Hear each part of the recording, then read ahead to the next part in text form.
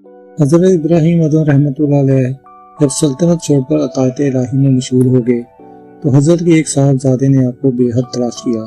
اس نے ایک دفعہ دیکھا کہ حضرت دریا کے کنارے درخت کے سائے میں بیٹھے ہوئے اپنا کتا سی رہے تھے۔ صاحبزادے نے اسلام کے بعد عرض کیا، یہ کیسی زندگی آپ نے اختیار کر رکھی ہے، اس تنہائی اور وحشت سے کیا حاصل؟ حضرت ابراہیم رحمۃ اللہ خاموش رہے اور کوئی جواب نہ دیا۔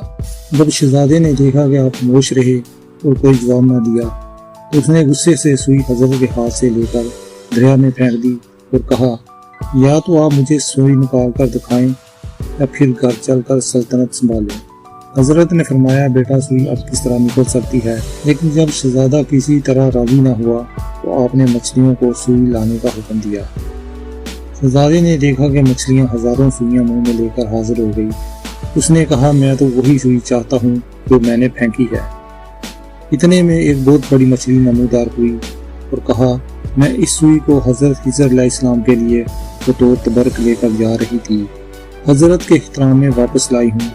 شہزادہ اس واقعہ سے بہت متاثر ہوا اور عرض کیا کہ میں نے اللہ اس کے محبوب بندے کی محبت میں قائل ہونے کی کوشش کی تھی، مجھے معاف کیجیے اور اپنے قدموں میں رہنے کی اجازت دیجیے۔